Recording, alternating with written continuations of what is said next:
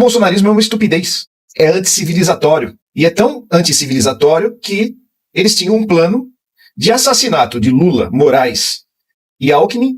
E vem o Luiz Nassif, que eu gosto demais, sou fã demais, e com um raciocínio muito bem construído, muito bem argumentado, ele relaciona esse modus operandi de assassinato de opositores justamente com o golpe de 64, em que eles matavam as pessoas e faziam parecer que morreram, foram morridas. Ele levanta o caso Bebiano e traz à tona o que há de mais atual, que é o suicídio do sicário. Muito conveniente o sicário, que é uma peça-chave, ter se suicidado. Luiz Nassif é do jornal GGN. Vão até lá, assistam a matéria completa. Mas aqui a gente trouxe uma parte fundamental das falas desse que é um grande jornalista. Não é uma Malu Gaspar da vida.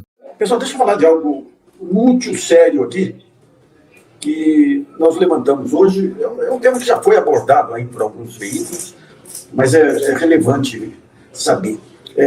No tempo do golpe, da ditadura militar, você tinha um negócio chamado Código 12. O Código 12 eram aquelas pessoas que eram os inimigos preferenciais do regime, que precisavam de alguma forma serem anulados.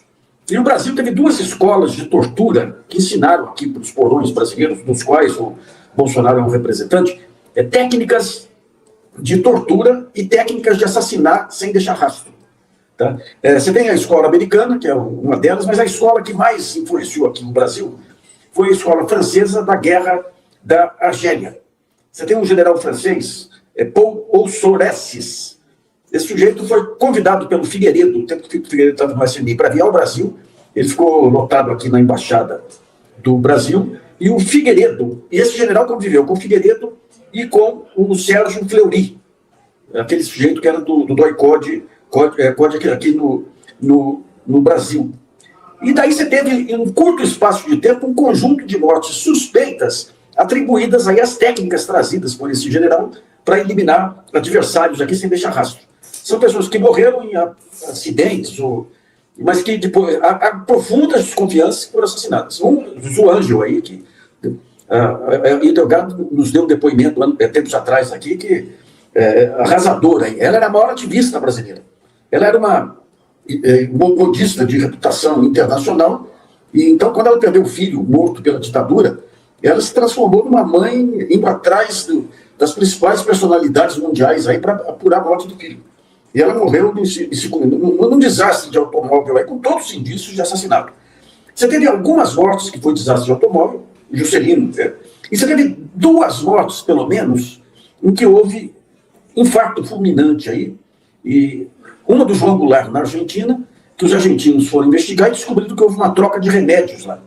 E outra foi do Carlos Lacerda, que morreu de infarto aqui no Brasil. Nós tivemos, no episódio de 8 de janeiro, nós tivemos Punhal Verde e Amarelo, e aquela tentativa aí de planejamento do assassinato de 3 personalidades, Lula, Alckmin e Alexandre de Moraes. E o assassinato de Lula, pelo que constava lá nos papéis daquele general da reserva, lá que articulou isso tudo, consistiria em aplicar alguma medicação, ele disse que o Lula está indo muito no hospital, aplicar alguma medicação que resultasse na morte dele. A exemplo do que foi feito com o João Goulart.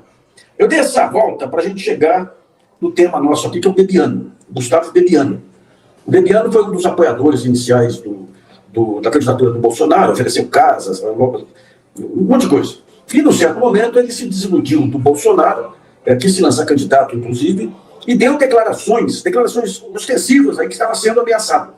Ele chegou a dizer que tinha vários celulares espalhados por aí como garantia para a vida dele. Ou seja, ele deu uma entrevista para o Roda Viva 11 dias antes de morrer, se dizendo ameaçado. E 11 dias depois ele morre com um ataque fulminante, um ataque do coração fulminante. Um sujeito que era lutador de jiu-jitsu, 50 e poucos anos, uma saúde de ferro, um atleta. Então nós precisamos começar a olhar essa questão aí dos Bolsonaro, porque você tem uma outra morte aí, que foi a do sujeito aí do escritório do crime aí. Do escritório do crime, que dias antes de ser assassinado, segundo deu a revista Veja na época, aí ele conversou com o advogado dele, o advogado querendo convencê-lo a se entregar, e o Adriano da Nóbrega. E ele falou, não posso me entregar não, que eles não, o que eles querem é a queima de arquivo. Então, veja bem, nós estamos numa era aqui em que voltaram as práticas do Código 12, tá? Do Código 12. E é esse pessoal que é ligado ao Clube da Morte aí do Adriano da Nóbrega, ultra ligados aí ao Flávio Bolsonaro.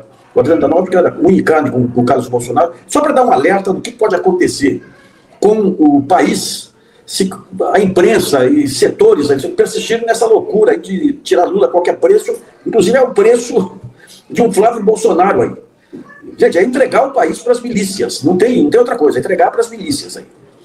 Então, esse Código 12 aí, a gente vai ter surpresas em breve aí, outros assassinatos que ocorreram aí, que agora estão sendo apurados, porque você tem novas perícias sendo feitas, não se aceita mais aquela, passivamente, a versão lá da morte natural, ou por infarto aí dessas personalidades, né? Então é um jogo complicado aí, que ainda vai render muito aí. Mas o Brasil, nós tivemos em 3 meses lá, quando a ditadura estava no auge, AI-5 e tudo, durante 3 meses aí morrem os 3 principais políticos nacionais aí. Lacerda, o Jango e o Juscelino, que não por coincidência estavam se articulando numa frente ampla contra a ditadura. Então todas as lideranças civis foram... Sobrou o Brizola, que estava acho que nos Estados Unidos, se eu não me engano, sobrou o Brizola, mas o restante foi um arraso aí, né? Então isso aí a gente precisa dar uma investigada, porque daí você tem um outro caso, que é esse caso do sicário. Gente, o sicário era o barra pesada do Banco Master. O que ele tinha, os arquivos do sicário, aí era o cara que fazia as operações mais barra pesada. Compra de pessoas, compra de delegados, compra de jornalistas. Era um trabalho, ou seja, e era o sujeito mais vulnerável aí para uma delação. Porque ele não pertencia, digamos, aos colorinhos brancos aí do Banco Master, se sabia da barra pesada dele, então era a delação mais profícua aí, seria a delação do sicário. Eu vou publicar amanhã, nós pegamos aí a lei, que é a lei de abertura de informações, aí fizemos um pedido para a Polícia Federal em relação às investigações aí desse sicário, aí, um conjunto de informações aí, se na cela dele, qual que era a altura do gancho onde supostamente ele se enfocou, qual que era o tecido da blusa dele que ele supostamente utilizou para o enforcamento. Então é um conjunto de informações aí, e um sujeito que era figura-chave, cadanoso. Era figura-chave. Ele era a ligação direta da superestrutura criminosa do Banco Master com os porões aí, da barra pesada das atividades do Vorcado. De repente é preso numa instalação da Polícia Federal e se suicida.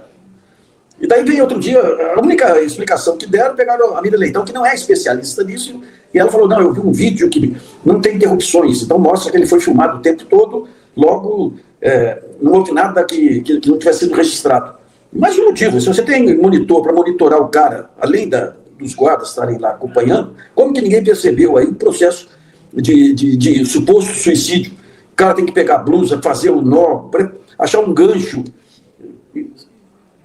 E nem informaram se nessas celas do DOPS aí você tinha ganchos para poder proporcionar aí esse ponto de apoio para o suicídio deles. Pois é, conhecendo o modus operandi da família Bolsonaro e como as coisas se estruturaram durante o golpe militar para eliminar os oponentes, os opositores, a gente tem que ficar muito esperto e atento para o caso do sicário do Banco Master, porque ele era o sujeito que executava as ordens de um bandido. Ele também era um bandido, só que ele tinha muitas informações.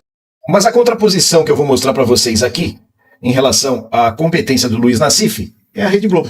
Vocês vão ver aqui a Rede Globo, que insiste em livrar a cara dos verdadeiros bandidos, que tenta livrar a própria cara das relações com o Banco Master e faz um antijornalismo incompetente, nojento, militante e vendido, conforme o tio Sam adora.